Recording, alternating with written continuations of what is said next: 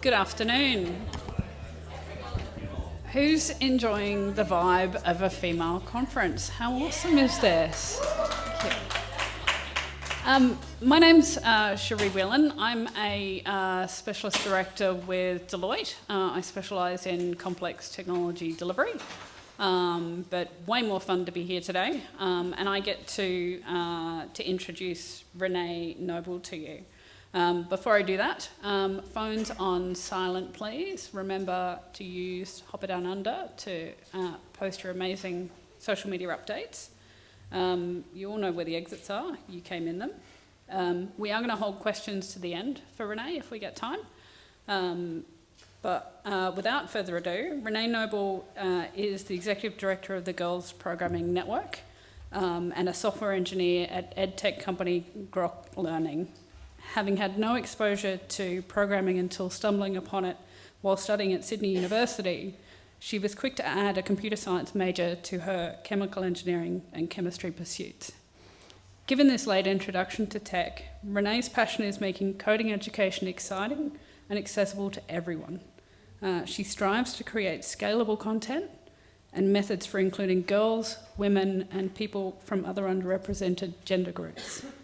In her time at the helm of the Girls Programming Network, Renee has taken what was a small, single-site operation to providing 500 girls a quarter with free programming workshops. Having already spread the program to 6 sites around Australia, more cities are lining up to join the GPN community. Please join me in welcoming Renee Noble.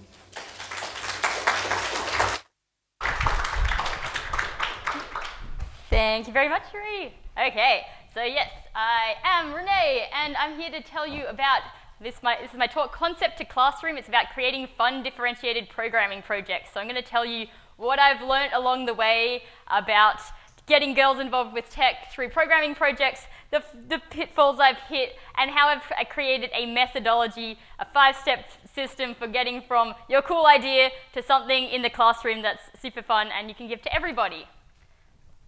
Okay, so yes, I'm Renee. You already heard about me. I'm about girls and technology and communities and uplifting people.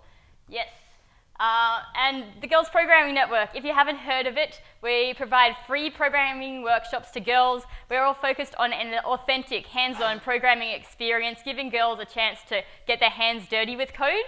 It's all run by women and gender diverse people, providing lots of awesome role models of different kinds of people who all work in technology.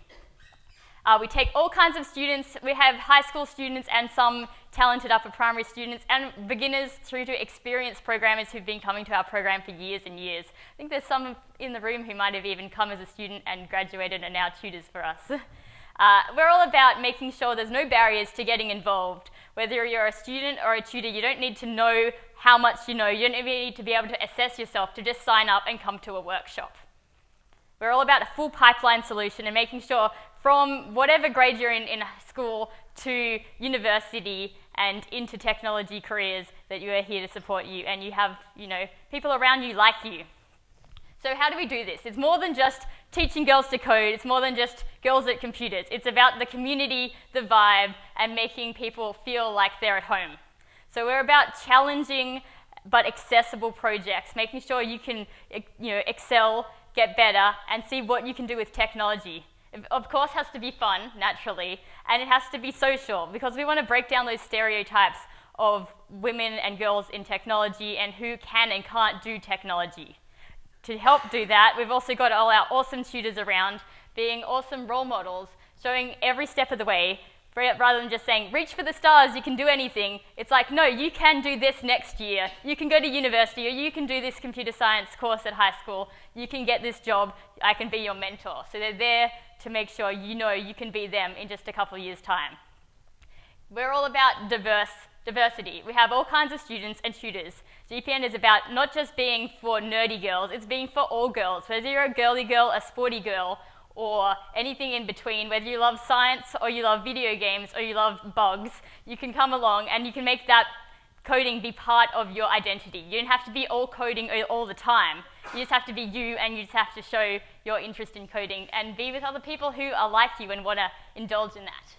And finally, we're about the network. We're about the friends that you meet every time you come to GPN and you can't wait to see again. We're about the role models you meet and the mentors you find, and we're about connecting with other people interested in coding all around the country. Speaking of which, this is our map of GPN so far. So a few years ago, we started spreading around the country, and so far we've hit these different nodes in regional and metropolitan Australia, which is awesome. So we have a whole bunch of different kinds of people engaging with our program now. So we've been really focusing in the last few years on our content because that's the easiest thing to pick up, download, and run in your location. Everything else, you can't just be like, here's a thing you can do. You have to pick up the vibes and things by coming and visiting us. But this is one thing we can make it to make your event run easier. So this is why we've been focusing on what we do and how we do it and how we can make it something you can take anywhere. So what do we actually do? I've told you we do lots of programming projects and they're really hands-on and things, but here's some examples of what we've been doing. Later I'm going to take you through an example of Tic-Tac-Toe, a project we made last year and have put through our system of seeing how we can make it as good as possible. But we've done other things like making lots of text-based games from Scissors, Paper, Rock to Guess Who in text-based version. We've done Caesar ciphers. We've even used Markov chains to generate new text from mashing up Harry Potter and Dr. Seuss. We've done things like, we've made Flappy Bird in Pygame, we've done Arduinos, and we've made Cookie Clicker using web development. So we've made a whole bunch of different kinds of projects, and we've found out the hard parts of the different kinds of technologies or different themes you might have and how they slow you down in the classroom and what you really need to account for when building a programming project. We also, the tutors and I, get around, get to events, see what kids are begging to make next, see what teachers want to make in the classroom but are struggling with, and see what people are actually succeeding with making. And we've kind of come to the conclusion that people have this perspective when they think we should make a programming project. So people always want to have more fun when making programming projects because that's what the kids are all about. But where the fun comes from is often misconceived. So on one side, we have the kind of activities which are like, well, we played with drones for half an hour, or we used a VR headset and we engaged with technology. Or we just use this highly restrained app builder where you kind of get to choose colors and a few words that go on the screen, but you don't really get any logical inference and these kind of building the building blocks together. So on this side, we've got the low effort, low barrier, but low learning as well. So that's one end of our spectrum, which is really easy to drop in your classroom, especially if you're not a confident programmer yourself. On the other end, we have people who have great ambitions, and they don't always start off thinking there's going to be this much effort involved. They often think, it's not that many lines of code, it will be fine, the kids will get through it. But also they don't see, especially we code a lot of Python, it's what I see a lot of.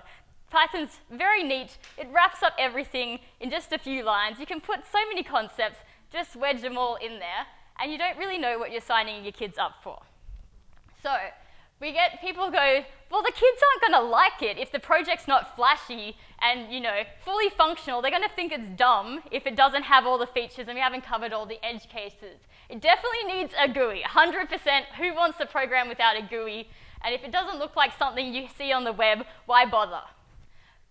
So we get these projects that are a little over-spec'd and they tend to, alienate people who don't get it, because if you don't finish it, which you likely won't, because you're going to be shoved through this number of concepts and things and paint by numbers by the end, because you need to get it all done in time, you're not going to feel like you achieved it. You're going to feel like, I'm one of the ones who doesn't get tech. And if you're a girl who already feels like you're on the outside and behind the 8-ball, you're going to feel like that's you and you just need to get out now. So here is what I think we actually want to think about when we're thinking about fun and engagement with a programming project. We have this whole area in the middle, and when we think of achievement as an important and fun part of making a programming project, we see all of this area for those small wins and those small increments where you make your project a little bit at a time. We get a lot of girls who are like, I've built this half-featured Scissors, Paper, Rock game. It doesn't decide the winner yet, but it does ask you what you did, and it plays a random thing, and it does a few things. So it's like, look at my project. No, not that part, Mum. That doesn't work yet, because they know what works, what doesn't work, and what's going to come next. So in here, we have so many opportunities for getting those learning experiences and with the fun of understanding. On the other end, we have the bits where they go, I didn't really do it. I had fun because I played with the VR and I saw people do the haka in 3D, which is a real example I've seen people do as their technology project. Or we have, I didn't finish my full website and it doesn't work and I feel bad and the boy over there did it and now I feel like I should drop out of the course. So we get all these small wins that we can give them by creating a programming project that helps them get there along the way. So this is the dream. We want to get this for every student, but it's of course in a different position for every student because they have come with different experience, different abilities, different, maybe they've done lots of maths or science or they're more into other things. So engaging them and hitting this peak is the dream. But how do we do that? It's all about the MVP, the minimum viable project. So we need to look at what your constraints are. Who's your audience? What's the age range, the ability range? And how engaged are they? Have they opted into this program or are they forced to be there? How often do you get to do it? How many tutors or teachers do you have to do it? At GPN, we're really lucky. We have about 3 students to 1 tutor. So we can do really high intensity projects. But if you're just one person in a classroom of 40, that might be a hard time. Once we've got those nailed down, we can think about what we can do in the time. We want to get the most done, but we're going to start at the bottom because it's always easier to add harder things to your project. So we're going to start with the minimum viable project for the least experienced student in your class. Once we've got that, we can amp it up. We can go, oh, what if we added this feature, or we made some harder concepts, we made it shorter or neater or function faster with our differentiation. So in GPN, this is how we start. We start with our beginners project. It covers the people who haven't done anything before. And then we go, how do we make that into an intermediate and advanced project? Maybe we change out, we use like 10 variables. Let's change it into a list. Or let's add a fun AI on the end, which I'll show you how we've done with our our tic-tac-toe example shortly. Then we still have the kids who are like, I'm a bit faster than the other beginners. I just learn quickly or I just pay attention. So we have these bonus activities which sift students sideways. So it doesn't add any more functionality to the project. It's not going to derail it, but it will be like, oh, but I spent some time and added some ASCII art, or now it always sleeps so it looks like the computer is waiting like a human. Finally, pad it out at the end of the day. You can always make a project bigger, you can always add more on the end, and it gives them something to take home and do at home as well if they're really keen. So this is our structure for how we make differentiated programming projects for all kinds of levels. So just do that. No, okay, how do we do that? Just go and do that. Okay, so here is my 5 C's of content creation. I got very excited with the thesaurus, so they all start with C's, and there's many bonus C's in there for you as well. So we're talking about contemplating cool concepts for our context. That's like coming up with ideas, how do they include people, etc. We're going to code our things, but I'm going to show you our calculator for figuring out how hard actually is this project you've come up with, and then seeing if that's going to fit your constraints. We're going to make a plan for getting that into some sort of followable pattern for the students. We're going to turn it into something students will actually read, and then we're going to do it, we're going to see how it goes, and we're going to improve it.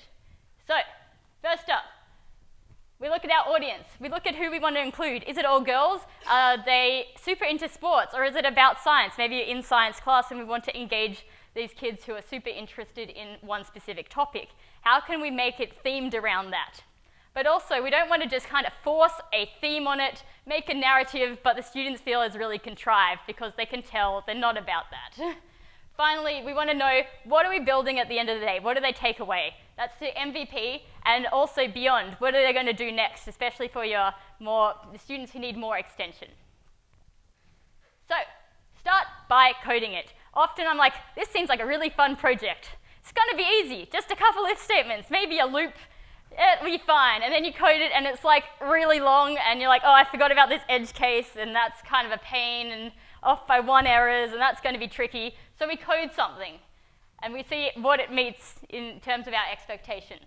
Then, when you look at your code, you go, it's not that long, it's fine. But actually, you kind of miss a lot of the small things. If you're doing a string to int conversion, int brackets, that's a whole concept you have to teach a kid who doesn't know what a string is, what numbers are, how they differentiate, are different in terms of computing.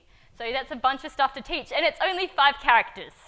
So this is what our calculator is about. It's spotting every bit and adding it together.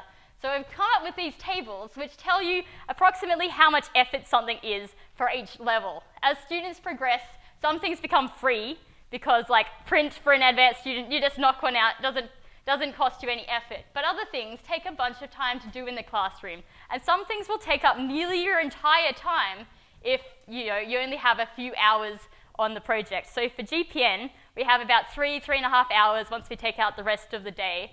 And we go for a project of about 50 to 60 points for any idea to do on the day. So we've got all our coding concepts. We've also got code construction concepts over here, because some things, we've got these, we have 5 if statements. It's just really if statements, but we've repeated a bunch of times. So we need to account for just children and their tiny hands, and they're really slow at typing. So you put that in there. Putting things with nesting, that's tricky because it's like, if I get it wrong, the whole program doesn't work. So spending time on understanding how things can be nested inside each other. And on the other side, we have things that are about themes and extra technologies. Give a student a microbit, you've just lost half an hour out of your day because it's like, it's got lights and buttons, and that's a distraction. Or if you want to do an algorithm, the time spent learning cryptography, that's still time out of your day. It's really awesome time to spend on doing computer science stuff, but you can't have as much coding in your day if you're losing your effort to that. So once we've calculated, we can look back and be like, it's a bit too much. How can we cut some things down? You can always switch out concepts for easier ones. Long code can actually be much easier to do. You don't have to have all these concepts packed into one line, which you have to understand at the same time. So if you just have like 15 if statements, that's actually just a great way to practice if statements if it's your first time doing if statements. So don't program like a pro, program like someone who needs to practice if statements, and someone who doesn't care about complexity and doesn't know what big O notation is. So we've got our code now. We need to make it into something that the students can follow to get from A to Z. We need to do it in an order that makes sense in terms of the pedagogy of the ideas. We want things like variables, they need to come at the start because we're going to need to use them throughout. But some things like while loops, it's actually much easier if we've done if statements first.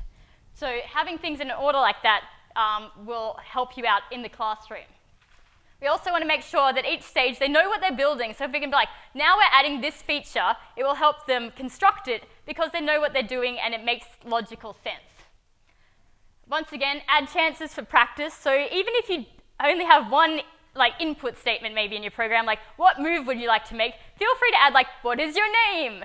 What's your favorite color? Because then they just get a chance to practice the skills that they're learning that day, and it just will flow more naturally the next time they come back. And finally, you can add your bonuses and your extensions in this part, just fun little extra bits that'll draw out the project for those more experienced students. So once we have our breakdown of how we're going to get from point A to point Z, we can create our content.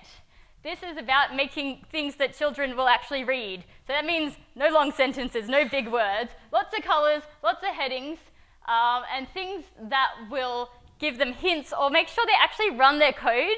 You don't be like, and run your code here. They just feel like, I did the project, and they won't have run their code, and they'll get to several steps later and it's like, doesn't work. And it's like, well, that's because you haven't ever run your code, and that's going to be a problem then. So yes, we're going for including only the concepts we need to teach. We don't want to be teaching them extra stuff because they're just going to forget it and they're going to get confused how it was related at all.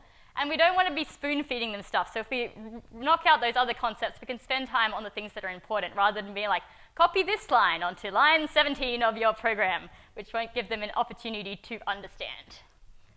Finally, we run it in the classroom and we see how it works in real life. Which concepts went well, which were hard. Would it be better if your teachers or tutors had other resources like diagrams they could help to use with struggling students at their desks? Or are there parts that are just like, this is a great project, but they just can't get this one section? Maybe that's a thing you need to live code with everybody. So there's alternate methods for delivery and supporting the project. So finally, let's take a look at this system in action. So I'm going to take you through how we designed our tic-tac-toe game. It's a text-based game, 2 players play each other. Why did we choose it? We have like a lot of history of running these kinds of text-based games at GPN. The kids love how you can play with each other. It's social, it's ungendered, there's no stereotypes. No one's like, tic-tac-toe, that's for boys, or that's so lame.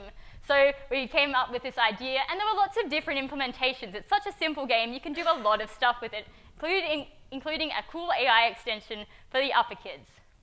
So this was my first code, and it's kind of fine. It's got a lot of bits going on, which you'll see here when we calculate it. So bang, here's all the concepts. It's got lists, it's got that int input thing going on, it's got a lot of if statements, that's good for practice, and there's a lot of like list indexing, which is like, that's going to be hard, especially the 0 indexing, and I have to explain all those things. So let's calculate it. It's 69 points. That's a bit more than the 50 to 60 points we're really happy with. So maybe this might be better for our intermediate level. So we went back and it was like, okay, how can we like knock out some of that? Let's just take out all the lists. Who needs a list when you can have 9 variables? Yes, so that's what we're going to do. No more lists. And now we don't need to index the list. We don't need numbers at all. So we don't need to do that int on the input, like what square would you want? You can just be like, map that directly with the string. So knock that out. Now we get this. No, it's longer. There's no list, there's no ints, and now we're down to 57 points. So that's something we can teach in the classroom. There we go. So once we had that, it was time to break it down. So here is how we broke it down into different features they could add. Starting off, it's just like, hello, who are you? Let's like start the game, maybe print a blank board. Then where would you like to go in the game? And then printing out that board with all the variables. Then we added in a part where it's just like, we're just going to loop. And it's just going to ask you, whose turn is it? Where would you like to go? Whose turn was it? Where would you like to go? So we've got that whole, it's going around. We're playing a game of tic-tac-toe now. Just doesn't know who wins when. So finally, we add in the last part, picking the winner. We add in some more logic here to finally finish off the game to something someone could go, that's tic-tac-toe, and I made it. So it doesn't do everything. It doesn't alternate the players by itself, and it doesn't have any fun AI or anything yet, but it's definitely the thing that we advertise, because we advertise the same one topic to every kid that comes to GPN, and they need to be able to finish that in the day. So we also check that it's in a logical order. We've got print up the front, that's good. We've got if statements before while loops, that's great. We've got our complex logic using and or at the end, which is good because it's a bit tricky and it's a lot of syntax. So that's a good order to have them in. And we have lots of places we can add in bonuses along the way where people might get stuck and where you need to pad it out. And we have some cool ideas for extensions for the end, taking turns, breaking ties, and a cool random AI player that just goes wherever it wants. It just never wins because you think it's going to go in the winning place, but it doesn't. So finally, we make it into this pretty stuff here. We've got workbooks, we've got slides, and this is my baby. This is my algorithmic worksheet for making a min-max algorithm, teaching students how to do recursion. It took a very long time, but it's very pretty. And then they liked it, so that was my win for the event. So we've got all the colors, everything's covered in hints, it's easy to engage with. Finally, we ran it in the classroom. How did it go? It went pretty well actually, but there were still parts we could fix up. So at the start we were like, use these variables to print out the board, but they're all empty. Why would I print out a board that's empty using 9 variables? It's boring and hard and has a lot of string concatenation and I don't like it. So we're like, what if we put some stuff in the variables to start with? It would make more sense because then it's like, oh, I see how the variables now print into the board. You could give them challenges to like, how can we make this pattern? And they could actually figure out how the variables get inserted. So it's like, that's what we'll do next time. Also, I told you about the part where I just looped and asked whose turn it was and where they wanted to go. But it turns out that really confused the children because taking turns is such an intuitive idea that they're like, where's the part where it's the next player's turn? Because we never had an if statement to change them over. We had that in an extension. So just to make it, it's more code, but the intuitive narrative is so innate to us that we'll just put that back in and it makes it a bit harder, but they'll follow along quicker. Yes, that's how we made our beginners activity. Same idea for the intermediate, except we actually kept the lists and things like that. And then finally, the advanced students did the intermediate book, and then they made a min-max algorithm for, you know, having a player to play against you that always wins, which is pretty exciting. Yes, that's how you can use the 5 Cs in your classroom or wherever you want to teach people to scale the project to like how much time you have and the people in your group to actually be able to quantify how hard your project is before you have to deliver it, and then to make it a journey where they can achieve things along the way, have a lot of fun, and feel like they're really understanding and getting it at each point. Yes, so I hope you give it a go. Let me know if you have questions about it there, or you can Twitterize me at Noble_Renee. And if you want to know more, I'm running a workshop with some of the other GPN tutors called Creating the Girls Club, community-based learning for plugging the leaky pipeline of women in tech. It will be about this and about creating the whole workshop experience if you're keen. And that's it. Thank you for coming along. Hopefully you've all been enjoying your session so far today, and I'm certain you're going to enjoy this one. My name's Cherie Willan. I'm a Specialist Director at Deloitte. I specialise in delivery of complex technology projects, but way more fun being here today. And I have the pleasure of introducing Jackie Child to you. Before I do that, can we please make sure our phones are on silent, even though we're all taking photos and using the Hopper Down Under hashtag. We will hold questions to the end. You would have realised these sessions are quite short, so if we do have time for questions, we'll take them if we can. Otherwise, Jackie will happily take questions afterwards. So Jackie has been teaching primary age students in different countries for over 40 years. She's passionate about how children learn through constructivist pedagogy. In her blog, Tinkering Child, she describes the many benefits of making to learn with and without technology. She's an enthusiastic tinkerer who fixes and builds things constantly, whether it's at school, at home, or in her garden. Jackie's held many positions in both administration and teaching, including deputy principal, head of sport, and head of art and display. She's been a teacher librarian at St Aidan's Anglican Girls' School and is now Junior School Technologies Coordinator. She's a sessional tutor and lecturer at Griffith University for pre-service teachers in the ICT pedagogy. Jackie doesn't believe in standing still. There is always plenty to do and learn. Please join me in welcoming Jackie Child. Thank you. Hi, thank you so much for coming along and having a listen to me today. As I say, I've been teaching for quite a while. There's me with my books and my bit of tech. So I'm a part-time teacher librarian at St Aidan's for the last 8 years, but more recently they've given me a new role as the Junior School Technologies Coordinator. I'm also, as just heard, sessional tutor at Griffith Uni. Excited this trimester as we're now working with pre-service teachers on creating completely online units that we can send out all around Queensland, so it's really exciting, all the technology available to us. I've also been teaching 43 years, a bit younger when I wrote that, and in different countries, as I say.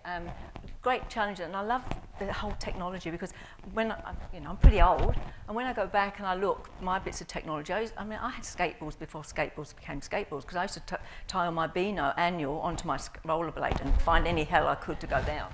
And then when I got to Solomon Islands, I created my own photocopier because I don't know, you've probably even heard of the jelly pad. Anyone heard of the jelly pad?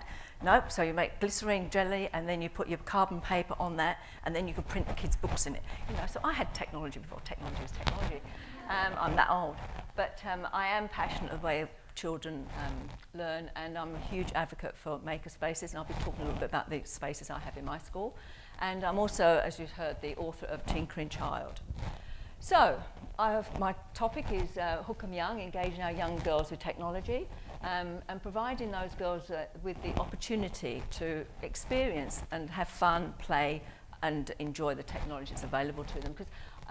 So today I'd like to share with you some ideas about playing with technology, how the girls are supported in their learning, and also share some of the things that I have done with the girls at school. and then talk about some of the spaces I have and also the activities I do with the girls to really have fun with it and enjoy it, and really does bring about deep learning. And also through those activities, it creates the 21st century skills of collaboration, creativity, communication, and thinking critically. So, just threw out there a word or of different technologies that we have just in my library and around the school. They're coming into contact with all of these things, and you could probably think of 1,000 more there to add to it. But for the children to be successful in the future, they really do need to. It's their world. It's the technology is what they're growing up with and they're having. So, you know, we need to use it, but not just be consumers of that technology. They need to be creators of that technology too. So, you need to create the environment first. So a great environment, it doesn't have to be, you know, the best place. It can be outside, it can be in the hall, under the stairs, whatever. And if children are naturally curious, so providing things for them to actually have a go at, fun, play with, explore, discover, they will create learning. And children learn best from each other as well. So in my makerspaces, we might give them ideas. I run the videos every term in the makerspace and give them ideas of things that they can do. Like last term in the library, I had zip lines all around the library. The children were designing little crafts that they could put on the zip line, working out angles, and they all around the library had zip lines going on. The girls were working, they were making little toys in them, what angle the zip line had to be at, which materials, whether they use wire, cotton, wool, and so on. Fantastic. Other terms we've used squishy dough, we've done all sorts of things.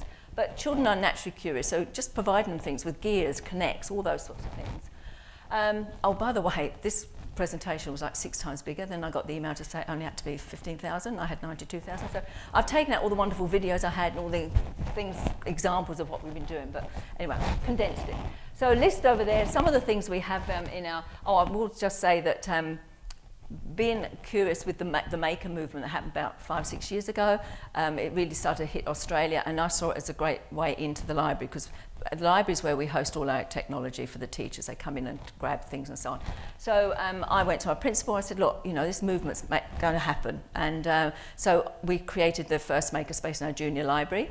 And since then, the school's now giving me another one and another one. So, you know, we're moving forward with all the things we have. So there's some of the things that we have there. We have the children, we have design sheets, so they always go through the design process, and then they create their whatever they're making. As I say, we do give them some, because in the junior library now, it's really for our little people, and I have the second makerspace, which is really for our upper primary, and where we have more of the electronics, because I was finding my little preppies and kindy were going off with all my copper tape, and they're also taking all my needles from the sewing kits, making little porcupine, little echidnas, and I said, no, darling, I'll take that, it's a bit dangerous. But they were having lots of fun. So we've got the makerspace. Also, that's changed now. We've got half the wall in the junior library's got green screens being painted on there, and that was a funny story, because they came along, they painted the wall, fantastic, loved it, and there's all these white plugs. I said, well, that's not going to work, is it? So I then got some green boxes, so now the girls can jump off these green boxes as well, so they're just loving it. Yeah, so this space here is my code in robotics. When they built the new link in the school, the junior school is across the road from the senior school. In the senior school, they had this wonderful refurbishing of the one part of the building, and they suddenly said to me, Jack, all the great work you're doing with the juniors, would you like some space over? I said, of course I would. So they gave me a smaller room, which I made into my second makerspace, which is there. It's actually got more things and tools and that. Well, you know, I believe in labelling things, so the girls know what claw hammers are, they know what the soldering irons are, and all this sort of thing. So we label everything. Girls have the opportunity to use in that. I might just say that they will come in the mornings and do these things too. We might do some explicit teaching, but they will actually, if the girls want to do something, they'll ask, and we'll try to provide that for them, so those skills that we can upskill them. So we've got a makerspace, and then next door to that I've got this wonderful code and robotics room, and it's got fantastic, it's got big opening doors. So I then got a huge undercover courtyard where we then can fly drones, and we do all this. So you'll see some of the things we do. Fantastic. So create the environment. Now, going back, because of the teacher librarian in me, I love to use books as a springboard. And then, so the one there, the one step at a time, it's a fantastic story. I don't know if you know it. Marley, it's about the elephant steps on a landmine, loses a leg. The little boy, they go over and they make a prosthetic leg. So the idea was that the girls would design in Tinkercad, then 3D print an elephant leg for that. And the beautiful thing at the last page in that story is the little boy also has a prosthetic leg, so they both walk off. And it's just the most beautiful story. So you love it. But it was a nice way to then get the girls to think, well, okay, what can we do? And we use the 3D printers to print some legs. And they had lots of fun learning, doing that, and it was tied up with what deeper learning of the understanding that literature. I also teach HAS, being the teacher librarian, and you know, from The Little Refugee, another great book, they make animations and they do their research, and then how can they present it to, always have a celebration of learning where parents and other people in the school come in and they share that learning through doing things like animations. And this is where I had all the videos and you could see the girls doing it, but haven't got time. There's the grade ones doing squishy dough. So we're using the grain, the book, the duck and the duckling, and that's going from dark underground. I don't know if you know the story, and then coming out to the light. And with this, the little one, we read the story and then showed them the squishy dough and the LED lights, and they come up with amazing things. They've got from the blob. One little girl made it from the blob into the light coming over into a little snail. I mean, they're so creative, children. Just give the opportunity. So another way of introducing technology. With our sixes, we've been using Scratch in their RVE, which is Religious Values Education, and they were doing study of comparative religion, and then they used the Makey Makey to come alive. In fact, they're showing that in the science showcase coming up. Little grade twos use Scratch Junior, great for looking at their local environment, and they made that the history of St Aidan's, and then we've got an ambient. And the lovely thing is they programmed it to look into perspective too, so they worked out how to make it small and it looks like it was going the distance. So there's so many wonderful things you can do. Then you've got concepts of maths and art in it too. And also in their geography using Scratch. I won't talk too much about Scratch, it's fabulous. And Scratch 3 is even better now with all the extensions. Using electronics, we've gained the book, The Unusual Pursuit, talking about the they call it muggles, I've forgotten the name of them. Anyway, they're these mythical type creatures, and girls use LED copper tape and chiptronics to bring the creatures alive. So they're having a bit of fun from the story, and then they're creating as well, and then they're using the LEDs and learning a little bit of circuitry. This book, I don't know if you know it, Doll E, it's wonderful. The little girl's got been given, she's a very techie little girl, and in fact in the book I love it because they've actually got Makey Makey there. And the little girl's given the doll and it doesn't do anything. She doesn't like that doll, so that doll goes aside. And then one day the dog takes the doll and she realises she does like it because the dog's ripped it all up. And then she says, it said its name, so it must have a battery in it. So she rips it apart and then she creates all these wonderful things. Using that book, we went on to use the microbits, and the girls created toys and they used microbits and were able to program different things. At the moment, the girls, I'm speaking fast because I've got so much to say, but the girls are doing rockets at the moment, and they're using the microbit within the rocket. Some of them are designing games and they're making dye with the microbit because it's got the accelerometer in it, and they're having so much fun. They're learning to code. They're also having creativity, and they're enjoying stories as well. So it's a whole lot of literacy. Everything's in there. So we're really trying to get the technology across the curriculum. Metaverse, I don't know if you know Metaverse, fabulous for treasure hunts and that sort of thing. Again, we use one small island, about Macquarie Island, and the girls then had to work out, what happened with the rabbits and how do we get rid of them and bait them, colour them. And so you're doing that on Metaverse. Co-spaces, we're using fantastic virtual reality, creating the environment. At the moment, because of the landing on the moon, our girls have been using co-spaces. They've been creating virtual worlds and landing on the moon, and the rockets flying. And there's also, next one actually, I've talked about Quiver. I don't know if you know Quiver. Quiver's fantastic for my little tiny ones. It's augmented reality. So with this one, you can download pictures really easily, and the kids just colour them in, tell stories. Great stimulus for storytelling. And then so in that one there, with the fire engine, the fire truck actually moves, the water goes up and down, ladders come out, so all moving in natural augmented realities. They're actually in their environment, but they can see this happening. And they've just got one out on space too, so the girls have got rockets now flying, and they've got a quiz in it, so they can actually match different planets to the size, comparing them to marbles and tennis balls and basketballs and so on. So that's really good. HP Reveal, another augmented reality which the girls use, and the little year threes, I just loved it. We showed them, we took them through the steps of death. They did all their research in their HAS unit, and then they created a trigger picture, then they made their videos, they recorded each other talking about their research, and then just to see their faces when they held their iPad over their trigger picture and they saw themselves talking. It was just warmed my heart. It was just gorgeous to see their little faces light up, and this is the power of technology. It's just wonderful. I don't know if you use Tour Creator, it's fantastic too, that's of our school, but hotspotting different things, they put information in and then they moved around. My year fours used that, and they went, because part of the HAS unit there is Europe, and they looked at different European countries, found all their research, and then they used Tour Creator to go in and have a look and hotspot and find information. Fantastic app, Pop App is the prototype on paper. So they actually learn a little bit about app making here, but it's in paper, so you can do it in junior school.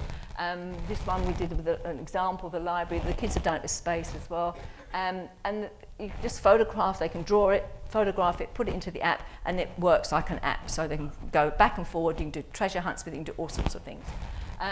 But starting with that, in our school we're really lucky. I start them quite young with all this technology and introduce them to it because, you know, we introduce them to writing and reading and they're not all going to be authors. We introduce them to music, playing instruments, they're not all going to be musicians. We introduce them to technology, they're not all going to be computer scientists, but we've got to give them the opportunity. There might be a few there that really don't. And we're lucky enough because some of our girls have gone on. It's Janine here, Dr. Janine, with Super Girls. We started Technovations at the school. It's been going on in the high school for quite a while. We've had girls with speech ability. They've created these apps and they're now on the market. They've won competitions over in America, so the girls get opportunity to travel. Also Paws Out was a little dog one. In fact, those girls came through junior. I was really happy when they did well. We went over to America and won different things. And I must just say, I've got to tell you this, that just recently, that's Dr. Janine there. I'll just say her name now, Backenhouse. And she's wonderful. She came to the school. She runs the Technovations.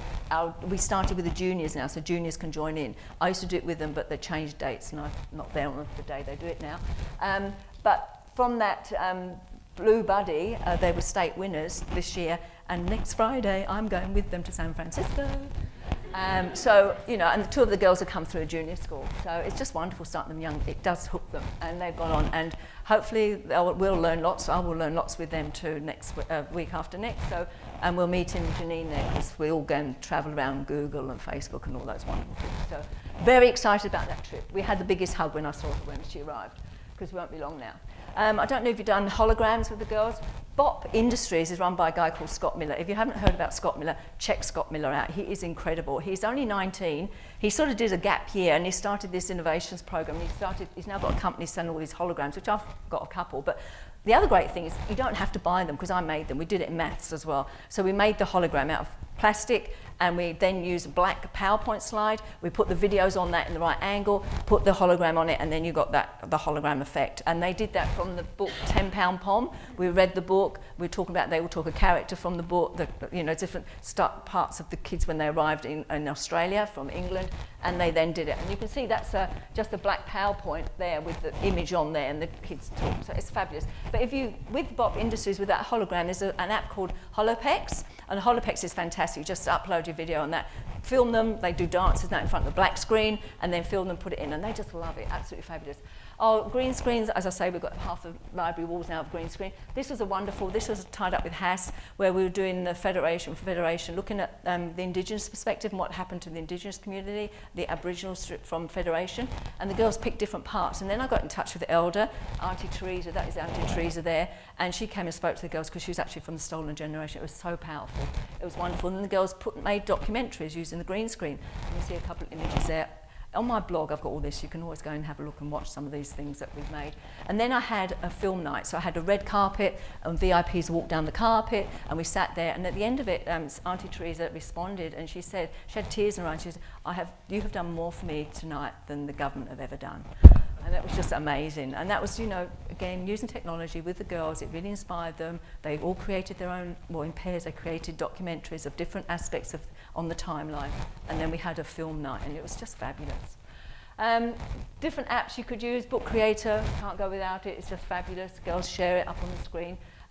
Clip Arts and iMovie, you're all familiar with using. This was lovely. This was year one. They made radios and they made podcasts and put the podcast from the iPad inside the radio, and they all sat around like the old 1950s listening to the radio. It was awesome. And they asked the grandparents to come in, and the grandparents thought it was the best thing ever. So, but the really sad thing for me was the grandparents were younger than me. But now, my makerspace. I love my makerspace. Makerspace is about children getting in there, learning, having fun, learning from each other. Children will learn so much from each other, and you learn more, retain more if you actually teach someone else something. So if I can share with other people, myself, sharing the children how to use these technologies and the benefits of the technologies, they've had some instruction in their library lessons. They come into the makerspace, they grab things, and they design and make. Up the top there, I went to IT. I said, can I have some old laptops? They gave them to me. What do you want them for, Jack? I said, don't worry, I'm putting them in the makerspace. And I put different parts of the laptop up there, the motherboard, CPU, all that sort of thing. And the children took the little girls took the screwdrivers and hammers and all sorts of things, pulled them apart, and then they're identifying parts in it. And then they wanted to know more. It went way above my knowledge. So I called the IT guys over. They came up and answered some of the questions. But doing things like that in makerspace is awesome. They just loved it. And I thought I'd have a packet of Band-Aids there because I thought I'd have some cut fingers, but nothing, it was good. 3D doodle pens sort of lead into our 3D printers. I don't know if you use Piper, the Piper computers, fantastic. The girls followed, I didn't do it, the girls built a computer and played Minecraft on it. They followed the blueprint, it was awesome. How am I going for time? Okay. Makerspace, now that wall's covered in all tools. The other thing is the makerspace is the second makerspace across the road. So my teachers now come, because my role's changed, the teachers come to me. I give a lot of PD to the teachers as well and show them some of these technologies and how to use them. I often have the teachers that are flying drones around using some virtual reality. I had class VR in week before last, and we were all in virtual worlds and looking at how we can use that in the class and integrate it into their subjects. I also run a code and robotics club. We run that on lunch times. So the girls often do the first Lego League competition where they're competing missions using EV3, designing, creating, coming at weekends, and we do that together. In the coding club, we go from, I have another teacher who helps me, so we go from year 1 through to grade 6. They come and we have activities set up for them. We have a lot of unplugged things like pattern recognition games and lots of things that they do, as well as this one, these girls, I think they were racing RDT2 against the Probots that day, having a bit of fun, but we do as much as we can. I run out of time. Hour Code, you've possibly done Hour Code, fantastic. I get the whole junior school involved and I have all the activities set up. They come over and they do lots of activities at Hour Code. Last year I tried something different for Hour Code. I did an inter-house robotics competition. It was awesome. Doing it again this year. I shouldn't do it because I start these things and then the principal says, oh, you've got to do it again. But it was a lot of work. We have 6 houses. Most schools have 4 houses. We have 6 houses. So it meant 6 of everything. So I tried to keep it within the colours. This is a great video. If you go on my blog, you can see this video. I had a huge big, downloaded the app where the big robot does the countdown. So each grade level had a certain amount of time and they had to complete things. So the little ones, they had to program the robot to go through a certain sequence and then burst the balloon because there was a little pin on it. And then you got to, they were the ones bursting the balloon. And then you got to the Spheros had to follow a maze, had to go over a bridge and under a bridge, and the EV3s had to go and collect a crate and bring it back, and the 6s had an obstacle course with the drones. And it was the best thing ever. So as I say, I've made more work myself because they're now one in second year. But that was in sort of as well as the Hour of Code. And it was a great way to engage girls. They just absolutely had the ball, the enthusiasm there. So Hook 'em Young by example and role model. So you can see there's Dr. Janine, and there's Maretta Chen. She started Robo Girls. And I go through stories a lot. We have a lot of images around the place. We have photographs of wonderful women and what they've been doing. Also personal experiences. That's me when I was young. I've always been keen on cars, and my dad gave me the car at 13, and I used to drive up the farm and get the milk, and I loved it. I used to strip the engines down and do courses and that.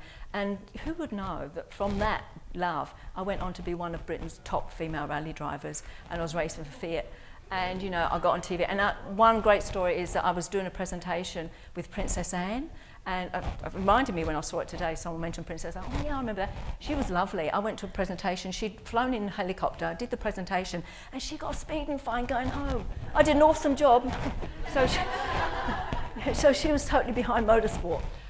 So I used to race for a southeast distributor of Fiat. So they used to send Fiats over from Turin, and I used to race cars, and I could strip engines and that. Nowadays, all computerised, but I don't think I'm age, but I loved it. So I was, one of Britain's top female rally drivers. So I would have thought all those years ago, my dad started to show me, showing that interest that I had in cars, because I could sit in the back of his car and I could identify all the car lights at night and tell you what make of car it was. I was that crazy. But thinking about that, I now run TechMate. TechMate is where girls can invite a significant male in their lives. They come along and we have an evening together once a term. Last time we had robotics out, so I had all different robots activities. I had granddads, I had brothers, I had uncles, we had fathers there. And I had a granddad, he was programmed the EV3 to go through and stop at the zebra crossing and then continue around. It is a fabulous way of getting the dads supporting the girls, and I always do a little talk about how important it is and show them, the value of girls being involved in this sort of thing, so I do my little speech at the beginning. The last time we did, I showed them Adair little bits. The founder of Adair showed her TED talk, and then I pointed out how, oh my gosh, look at the time. And then I got all the dads that we shown Kane's arcade, and then the dads all made these arcade games using little bits, and they had the best time ever. Again, go on my blog, you'll see the videos. It is amazing. It was fantastic. And like, you know, in front of the dads and brothers and uncles, we were able to say how fantastic women are. And this woman engineer, she came up with little bits. STEMmies Club I run on Thursday. That's the little girls we did. They use Adobe Illustrator. They do all their designs, and then they use a laser cutter. I'm lucky enough to use the manual arts room next door to my code and robotics room. And they made earrings and jewelry, and they had the ball. And then someone wanted to make Christmas decorations, so we used a laser cutter. But we do lots of different things. This term I'll be doing cardboard mechanical toys and moving things. So that's all ready for this term. We do different things. As I say, I give them suggestions. Last time we did a lot of video, and they made green screens. They made iMovies and that. So we do different things in STEMmies. I put it out to them, I throw out some ideas, and they'll pick up on what they like to do. I run out of time. This was awesome. This is Coville. This was, the girls used this for Sphero. Oh my gosh. And we used the drone over the top, taking photographs, identifying different parts of it. And again, the great thing is sharing and inspiring others. So from that, the grade 2 saw what the grade 5s had done. They want to do it, so they put their little iPads on it and created different scenes from that, took photographs of it, put it, made it junior. And they also, we had the probots going around from different grade levels. So, you know, the inspiring through sharing is so important. Thank you. I did it.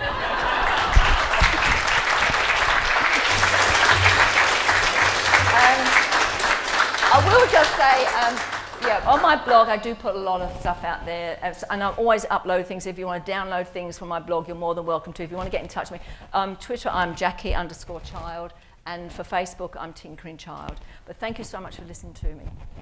Thank you, Jack.